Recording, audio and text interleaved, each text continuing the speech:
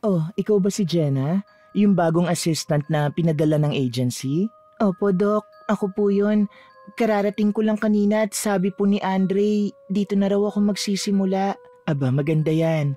Dapat simula pa lang alam mo na agad kung sino ang boss dito, ha? Hindi uso ang tanong-tanong. Basta sundin mo lang ako, magaan ang trabaho mo rito. Sige po, Doc. Excited po ako matuto. Magaling. O sige, ayusin mo muna itong mga reseta sa lamesa, ha? Huwag mong babasahin, ha? Ako lang at si Andrea nakakaintindi niyan. Kaya kahit basahin mo naman, hindi mo rin maiintindihan. Sige po, Doc. Mainit na hapon yon at unang araw ni Jenna sa klinika ni Doktora Celeste. Maliit lang ang lugar ngunit halatang pinaglalaanan ng pera. May aircon, mabango at punong-puno ng pasyente. Sa labas pa lang ay may karatula na ng pangalan ng doktora. Si Doktora Celeste, kilalang pangalan sa bayan. Siya lang ang doktor doon kaya lahat ng tao ay umaasa sa kanya. Habang inaayos ni Jenna ang mga papel, napansin niya na may mga presyo sa gilid ng bawat reseta. May tatak pa ng butika sa tabi ng klinik. Oh, Jenna, huwag mong iwawala ang mga papel na yan, ha? Diyan nakasalalay ang kabuhayan natin. Opo, Doc. Pero, Doc, bakit po may presyo agad sa mga reseta? Para mabilis. Para pagpunta ng pasyente sa butika, alam na agad kung magkano. Sistema ko yan. Efficient. Sige po. Huwag ka na rin masyado matanong, ha? Baka malito ka lang. Habang tuloy sa trabaho ay naririnig ni Jenna ang bawat tawag ng pangalan ng pasyente.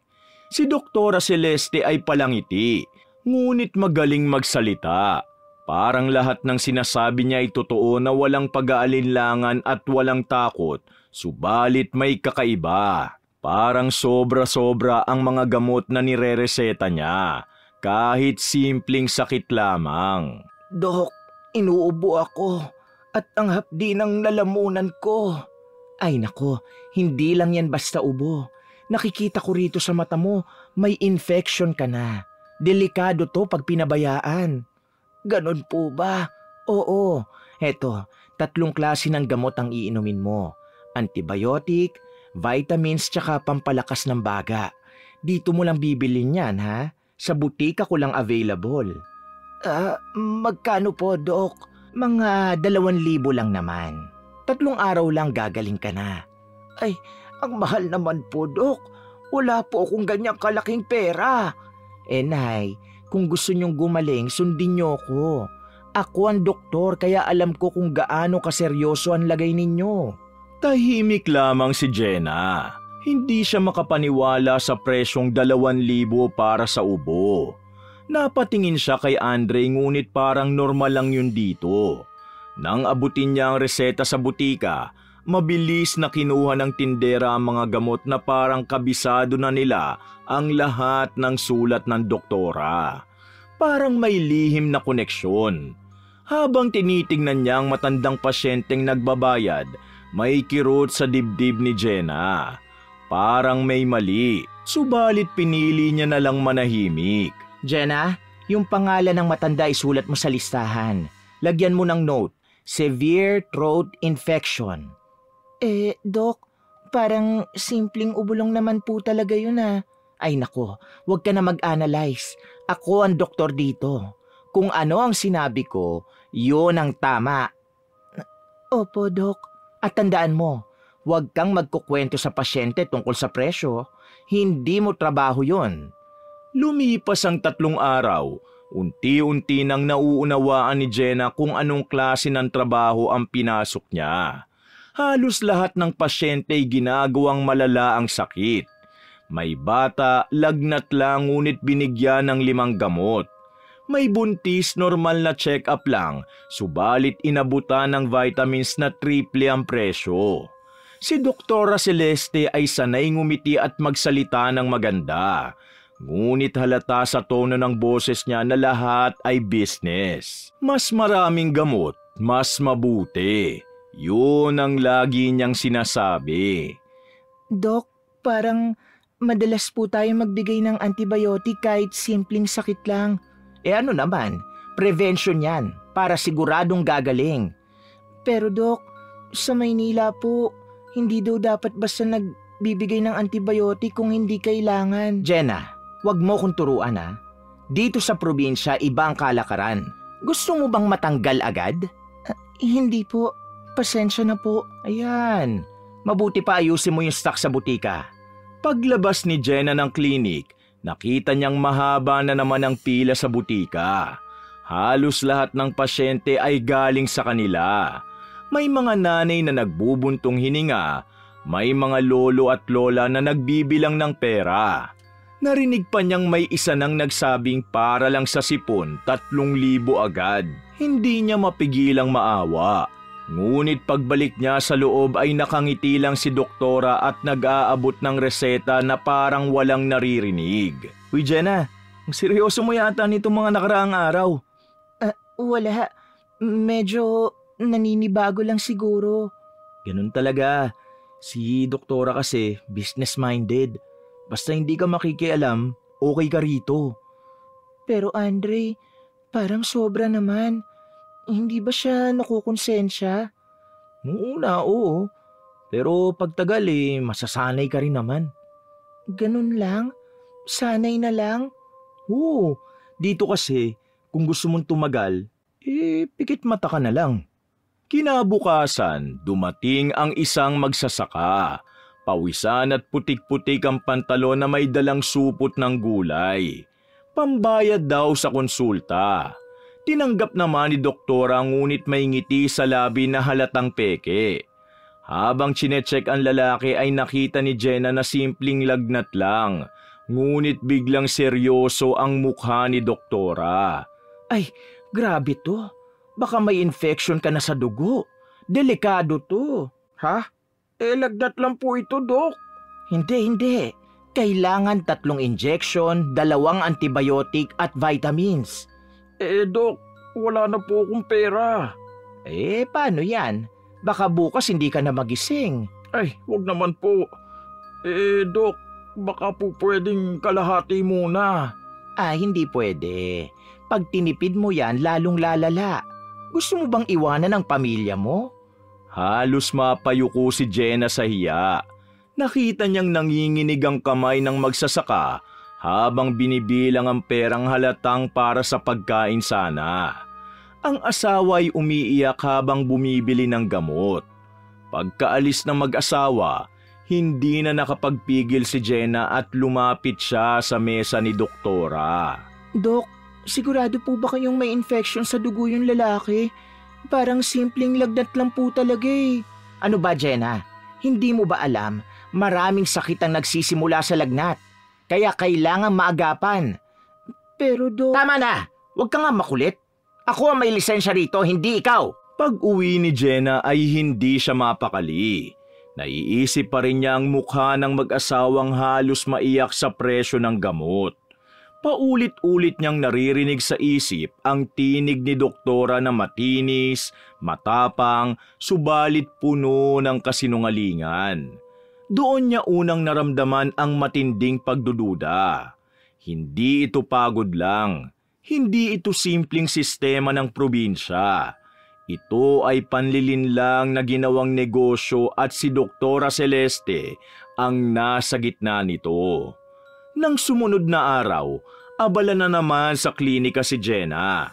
Maaga siyang pumasok dahil gusto niyang ayusin lahat bago dumating si Doktora Celeste. Pagkapasok pa lang ng doktora, agad nitong binuksan ang aircon. Inayos ang buhok sa salamin at ngumiti. Aba, ang aga mo Ganyan ang gusto ko. Masipag. Basta ganyan ka lang, Jenna. Tatagal ka rito. Opo, Dok. Maaga po kasi akong gumigising. Ang dami na rin pong nakapila sa labas. Magaling. Simulan na natin. Andre, i-ready mo na ang record ng mga pasyente kahapon. Opo, Dok. Eto na po. Tahimik lang si Jenna habang nag-aayos ng mga reseta. Ngunit habang nakikinig siya kay doktora, ramdam niyang parang script lang ang bawat salita nito. Nakangiti, magiliw, subalit sa likod ng bawat ngiti ay may halong pagkukunwari. Maya-maya ay pumasok ang isang babae na may dalang batang lalaking maputla. Nanginginig ito at parang nahihirapang huminga. Agad na tumayo si Jenna at inalalaya ng mag-ina. Humingi ng tulong ang nanay ng bata at sinabing nilagnat daw ang kanyang anak. Dok, tulungan niyo po kami. Kagabi po bigla na lang nilagnat ng mataas ang anak ko. Oh, siya ba yung may tonsillitis na bumalik nung 1 linggo? Opo, Dok. Pinainom ko po yung gamot na binigay niyo dati pero parang lalo pong lumala. Lalo? Ano bang gamot ang pinainom niyo? Ito po, Dok. Tinitigan ni doktora ang label at biglang nag-iba ang ekspresyon. Mabilis niyang nilapag ang bote at napatingin kay Jenna. Jenna, yan yung reseta na hindi mo agad nakuha sa mesa ko, di ba? Yung iniwan kong scratch copy? Ha? Dok, hindi po ako sigurado. Akala ko tapos na po yun. Nako, Diyos ko naman, Jenna. Sabi ko sa'yo, lagi mong tignan ang mga papel bago ako umalis. Kaya tuloy mali ang resetang nakuha ng nanay nitong bata eh. Pero Dok, kayo po mismo nag-abot niyan sa kanya. Ako? Hindi ah. Alam kong iniwan ko yan sa mesa ko kasi re-reviewin ko pa sana. Baka napagkamalan mong tapos na at hindi mo agad inalis kaya yan. Nakuha ng pasyente. Tahimik ang buong klinika. Si Andre ay napatingin lang kay Jenna at parang ayaw makisali. Ang nanay ng bata umiiyak na habang tinitingnan ng anak niyang pawis na pawis. Sige, i-admit na muna natin sa likod. Magbibigay ako ng gamot. Pero Jenna, tandaan mo to ha. Minsan ang simpleng pagkukulang, buhay ang kapalit. Dok, hindi ko po... Wala nang pero-pero. Huwag mo nang palakihin pa. Ako nang bahala dito. Pero sana matuto ka sa pagkakamali na yan. Gusto pa sanang magsalita ni Jenna. Ngunit nakita niyang pinanonood sila ng mga pasyente sa labas. Pinili niyang manahimik katulad ng dati.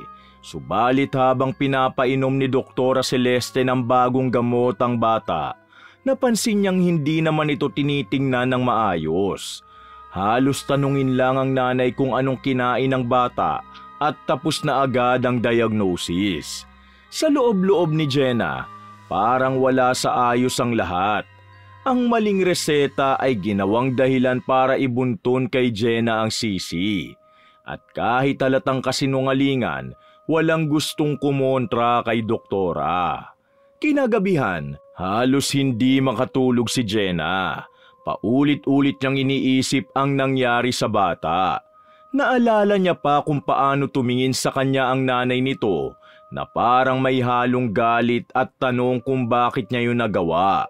Hindi niya alam kung paano pababawiin ang tiwala ng mga tao.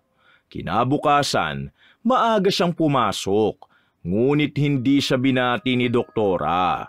Tahimik lang ito at abala sa cellphone, habang si Andre ay umiwas ng tingin. Jenna, dumating yung nanay ng batang si Marco kanina. Nakausap ko na. Sinabi kong aksidente lang ang nangyari. Talaga po? Pasensya na po talaga, Dok. Pero Dok, sigurado po ba kayong ako may kasalanan? Ay, Jenna naman. Aminin mo na lang. Hindi naman kita sinisante, di ba? Pero para lang malinaw, nagpasalamat ang nanay kasi tinulungan ko pa rin sila. Ako na rin ang nagbayad sa gamot. Ganyan ako karesponsable. Pero Dok, kayo po yung may hawak ng reseta. Aba Jenna, parang sinasabi mo pang ako may kasalanan ha? Hindi po Dok, nagpapaliwanag lang ako. Ay wag na, tapos na yung usapan eh. Ayoko ng drama rito. Ayusin mo na lang yung record ng pasyente. Ilagay mo clerical mistake. Parang tinusok ng karayom ang puso ni Jenna. Clerical mistake. Isang simpleng linya lang ngunit malaking kasinungalingan. Sa halip na tanggapin ni doktora ang pagkakamali niya, itinago pa ito sa maganda at malinis na salita. Habang sinusulat ni Jenna ang notes sa file, naramdaman niyang unti-unti na siyang nadudurog. Para bang bawat dikit ng ballpen ay nakukonsensya siya. Pagkatapos ng tanghalian, dumami ang pasyente. Halos hindi na sila makasingit ni Andre sa dami ng tao. Ngunit kahit ganon, hindi pa rin nawawala ang maaliwalas ng ngiti ni doktora. Dok, Sabi niyo po mawawala na ang ubo ko. Bakit ganon? Parang mas lalo pang lumala. Ganon ba, Nay? Kasi siguro hindi niyo tinuloy yung gamot ko, no? Tinuloy ko naman po, Dok. Pero wala talaga at ubos na. Ayan kasi, hindi pwedeng tigil-tigil.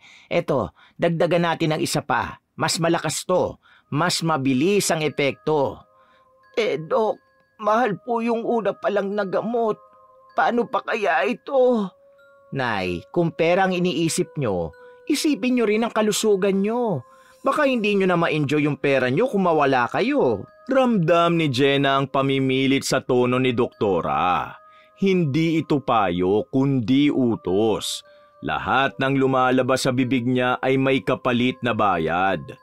Nang umalis na ang matanda, nakita niyang muling inilista ni Doktora ang pangalan nito sa notebook na may column ng sales. Napalunok si Jenna. Hindi na ito tungkol sa paggamot kundi negosyo talaga.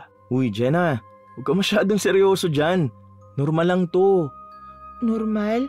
Kahit halos mamatay na yung bata tapos ako ang sinisi. Jenna, tumahimik ka na lang.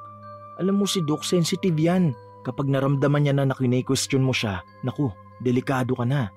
Paano kung may mamatay? Tatahimik na lang ako. Hindi natin kontrolado yun. Trabaho lang tayo rito. Gusto sanang sumigaw ni Jenna ngunit pinigilan niya ang sarili. Ayaw niyang magmukhang bastos, subalit sa loob-loob niya, kumukulo na ang dugo niya. Kinagabihan, habang inaayos ang mga gamit, napansin niyang may mga lumang reseta sa basurahan. Pinulot niya ito at pare-pareho ang sulat. Puro gamot na halos magkapareho kahit iba-ibang sakit ng pasyente. Doon na siya lalong napatigil. Lahat pare-pareho, lahat ginagawang malala. Lumabas siya sa klinik at huminga ng malalim. Sa labas, madilim na ngunit kita pa rin niya ang ilaw ng butika. May pila pa rin ang mga pasyente. Lahat umaasang gagaling. Hindi niya na alam kung matatawa siya o maiiyak. Sa loob ng klinika, narinig niya ang tinig ni Doktora. Andre, bukas kailangan dagdagan natin yung stocks ng vitamins. Sabi ni supplier, buy 5 get 1 free. Di bale, i-multiply na lang natin ng konti ang presyo. Business is business, di ba? Opo, Dok. At si Jenna siguraduhin mong hindi na magkakamali. Isa pa sigurong ganon ako, baka mapilitan akong palitan siya. Narinig lahat ni Jenna mula sa labas ng pinto. Parang may malamig na dumaloy sa likod niya. Hindi na galit ang nararamdaman niya kundi pandidiri. Ngayon niya nakita kung gaano kalalim ang kasinungalingan ni Doktora Celeste. Hindi lang ito tungkol sa pera. Ito ay tungkol sa kapangyarihan, sa kontrol at paghawak ng buhay ng mga tao na parang laruan lang. Habang papalayo siya bitbit ang mabigat na dibdib, alam niyang hindi na siya pwedeng manahimik. Nang gabing yon, unang pumasok sa isip ni Jenna ang isang salitang matagal niya nang tinatawanan noon. Ngunit ngayon ay parang totoo na baka may paraan para parusahan ang doktora. Isang gabi, pasara na ang klinik. Andre, mauna ka na at ako na lang ang magsasara ng klinik. Sige Jenna, ikaw nang bahala May hilakad pa kasi ko Tahimik ang paligid nang umalis si Andre. Naiwan si Jenna sa klinika ng tanging tunog lang ng orasan at mahinang ugong ng aircon ang maririnig. Pinatay niya ang ilaw sa waiting area at umupo sa mesa ni Doktora. Nakaharap sa kanya ang tambak na mga reseta. Pare-parehong sulat at pare-parehong presyo. Hindi na siya nagulat. Ngunit sa puntong yun ay napuno na siya. Ang pakiramdam niya ay parang nakakulong siya sa lugar na puro kasinungalingan. Araw-araw siyang nakangiti sa mga pasyenteng niloloko ng doktora. Araw-araw niyang pinipilit na manahimik kahit gusto niyang isigaw na hindi tama ang lahat. Nang biglang bumukas ang pinto, at muntik na siyang mapasigaw. Iha, sarado na ba? Ay, pasensya na po tatay. Magsasara na po kami. Wala naman akong sakit. May inihabilin lang kasi sa akin ng isang matandang babae kanina. Bakit po tay? Saka ano po ang pangalan nyo? Ako si Mang Igo. Matagal na akong albularyo dito sa lugar. Ako naman po si Jenna. Bagong assistant po ako ni Doktora. Ano po bang sadya nyo dito, Mang Igo? Mukhang mabigat ang iniisip mo, iha. Ha? Hindi naman po. Pagod lang siguro. Nako, alam kong hindi pagod yan. Iba yung bigat sa aura mo. Parang meron kang kinikimkim na ayaw mo lang sabihin. Tahimik si Jenna. Gusto niyang sabihin na hindi totoo. Ngunit nang marinig niya ang tono ni Mang Igo, parang nabasag ang matagal niya nang pinipigilang emosyon. Tay, may tanong po ako. Paano niyo po malalaman kung masama ang ugali ng isang tao? Naku, madali yun. Hindi sa salita, kundi sa gawa.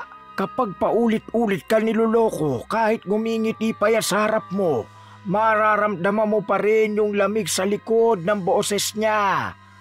Tama po kayo. Kasi minsan may mga taong ang gagaling magsalita pero puro kasinungalingan lang pala. Sino ba ang tinutukoy mo, iha? Wala po. Basta may kakilala lang ako ganon. Doktora po siya. Doktora, ha? Alam mo anak, minsan ang mga taong inaasahan mong magpoprotekta sa iba, sila pa ang nananakit. Ganon na ganon po. Lahat ng tao dito sumasamba sa kanya. Pero kung alam lang nila... Kung ganon, ano ang gusto mong gawin? Hindi agad nakasagot si Jenna. Subalit sa isip niya, gusto niyang maramdaman ni Doktora Celeste ang nadaramang sakit ng mga taong niloko niya. Gusto niyang matutunan ng doktora na hindi lahat nabibili ng pera. Tay, may paraan po ba para maturuan ng leksyon ng ganon? Hindi naman masyadong masama pero yung maramdaman niya lang sana yung ginagawa niya sa iba. May paraan, oo. Pero hindi basta-basta. Dapat malinaw ang dahilan at hindi pwedeng sa galit lang. Gusto ko lang po ng hustisya. Kung ganon, dali mo sa akin bukas ang isang bagay na laging ginagamit ng taong yun. Maari natin siyang turuan ng leksyon sa pamamagitan ng kulam. Pero siguraduhin mong kusa mong nakuha at hindi ninakaw. Nasa dulo lang nitong baryo ang bahay ko. Tumango si Jenna, ngunit nagduda rin siya. Hindi siya naniniwala sa kulam noon. Subalit ngayon, parang wala na siyang ibang mahawakan. Kinabukasan, pagpasok niya sa klinika ay maagang dumating si Doktora. Nakaupo ito sa swivel chair at nag-aayos ng buhok sa salamin at ngumunguya ng bubble gum. Jenna, yung bagong delivery ng vitamins pakibuhat sa likod. At pakikuha na rin yung lumang stethoscope ko sa drawer at itapo na lang. Opo, Doc. Habang hawak niya ang stethoscope, parang may pumasok sa isip niya na marahil ito na ang bagay na kailangan ni Mang Igo. Pinagmasdan niya ang lumang stethoscope. May gasgas at may ukit ng pangalan ni Doktora sa gilid. Pag-uwi niya ng hapon, dumiretso siya sa bahay ni Mang Igo. Madilim na ngunit bukas pa ang ilaw sa labas ng kubo.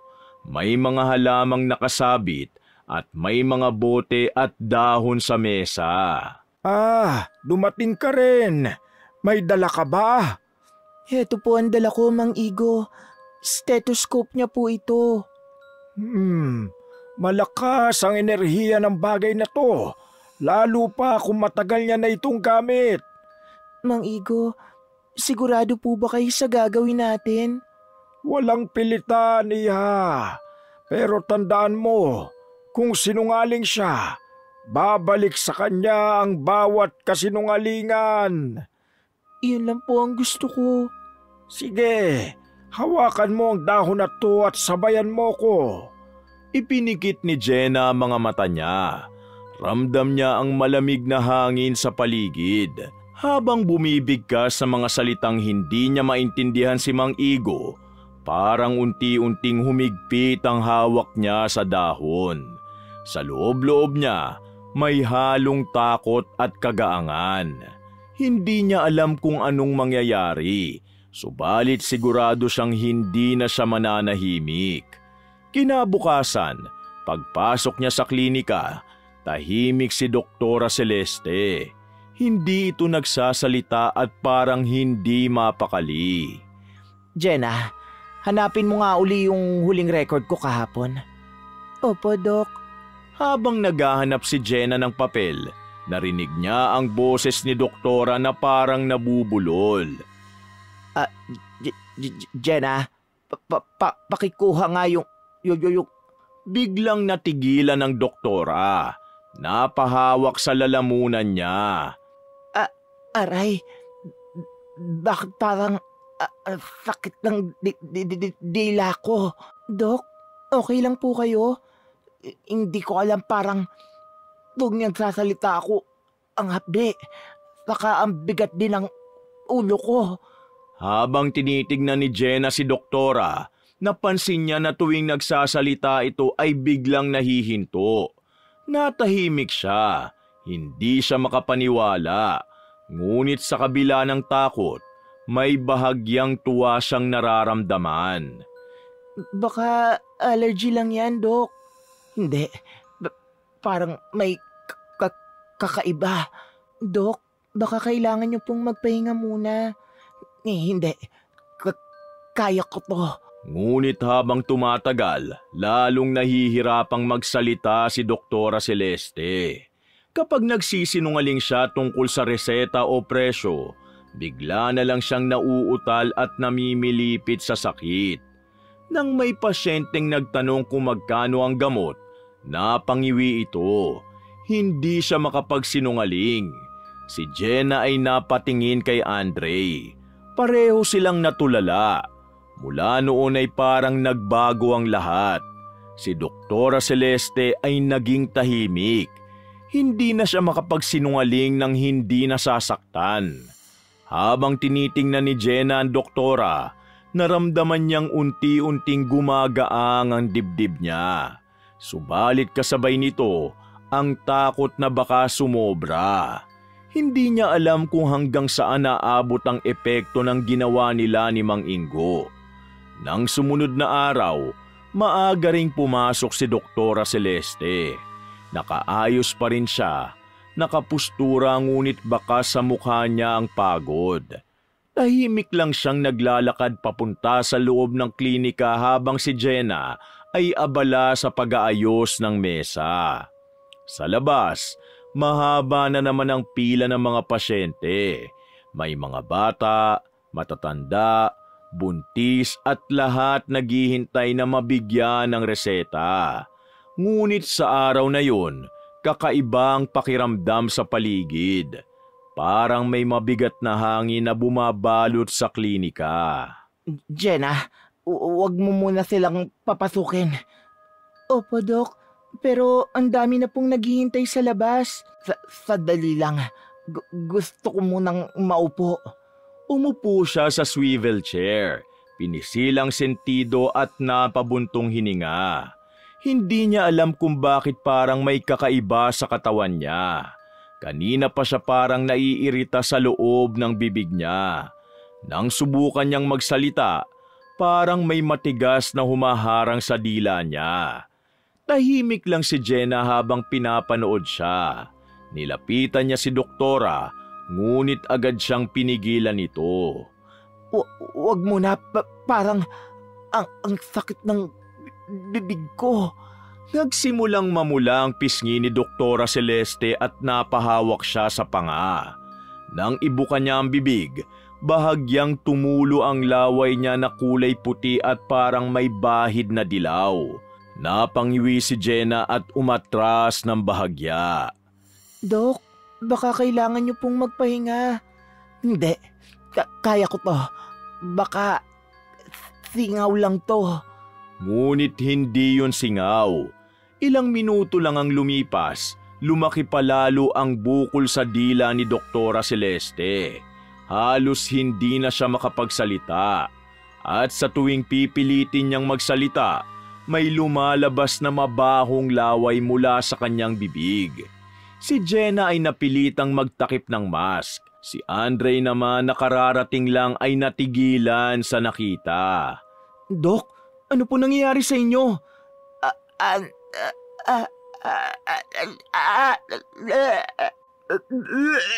Bigla siyang nabilaukan. Halos mangitim ang mukha niya habang hinahawakan ang leeg. Tumakbo si Jenna papalapit. Ngunit nagulat siya nang biglang lumabas mula sa bibig ni Doktora ang isang itim na malapot na likido. Kumalat yun sa sahig at napakabaho ng amoy. Pati mga taong nasa labas ng klinika, nagtakip ng ilong at nagtuturo ang nagtataka kung ano ang nangyayari sa loob. Andre, isa mong pinto! Bilis!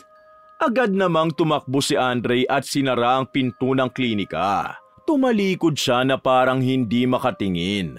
Samantala, si Doktora Celeste ay patuloy na naglalabas ng itim na likido habang nanginginig ang kamay. Dok, baka kailangan nyo nang pumunta sa ospital. Hindi. Ako mismo ang doktor. Kaya ko! Ngunit sa loob-loob niya, takot na siya. Hindi niya na alam ang gagawin.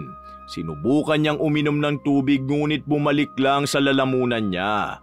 Ang mga mata niya ay puno ng luha habang hawak ang sariling bibig na halos mamagana. Habang pinapanood siya ni Jenna, hindi niya maipaliwanag kung ano ang nararamdaman.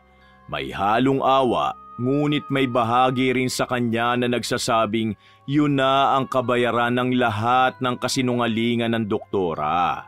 Tumagal pa ng ilang minuto ang paghihirap ni Doktora Celeste bago siya tuluyang napaupo sa sahig. Umiiyak, pawis na pawis at nanginginig ang katawan. Jenna, tulungan mo ako. Hindi ko na alam ang nangyayari sa akin. Parang parusa to. Dok, kumalma lang po kayo. Hinga lang po kayo ng malalim. Baka ito na ang kaparusahan ng langit sa akin. Sa mga kasinungalingan ko.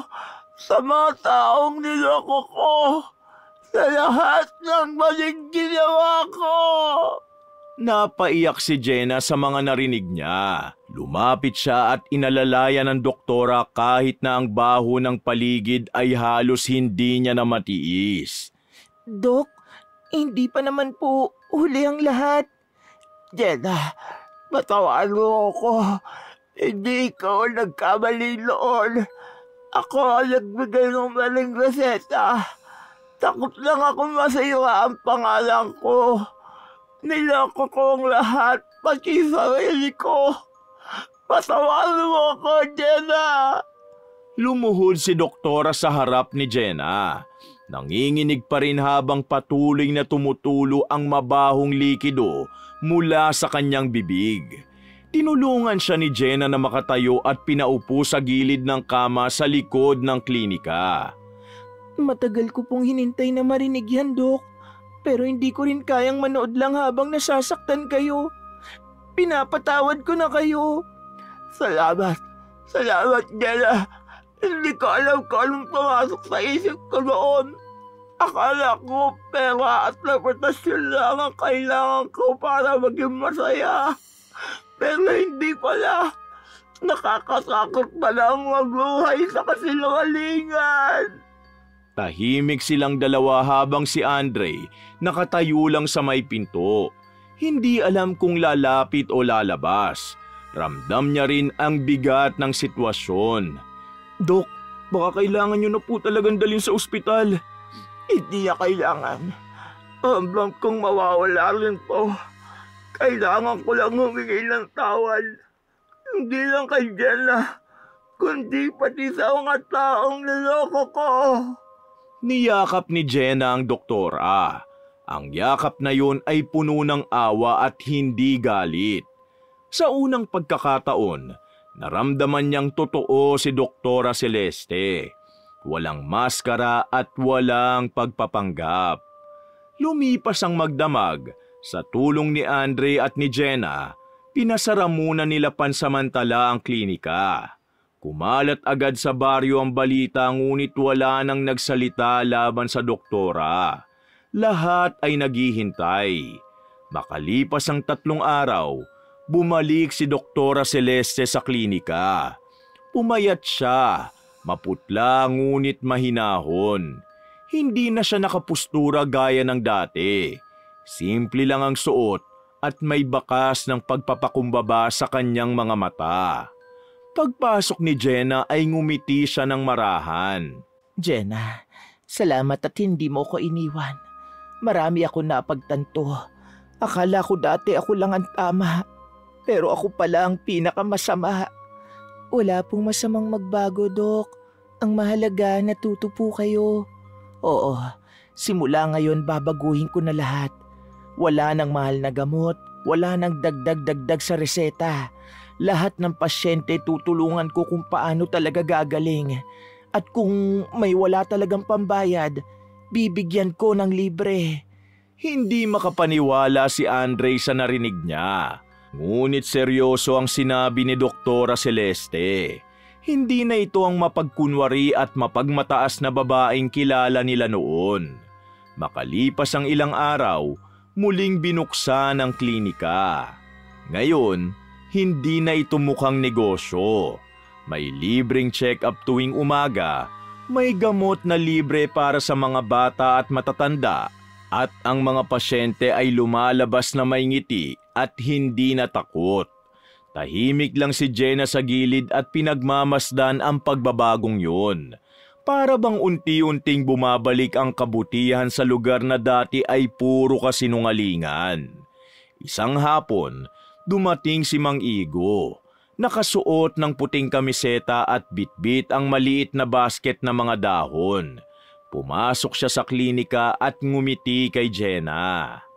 Magandang hapon, Iha. Mukhang maganda na ang pamamalakad dito ah. Opo, Mang Igo. Ang daming nagbago. Si Doktora, ibang-iba na po. Ganun talaga. Minsan kailangan lang maranasan ang sakit para maintindihan ang halaga ng kabutihan. Lumabas si Doktora Celeste mula sa likod at napatingin kay Mang Igo.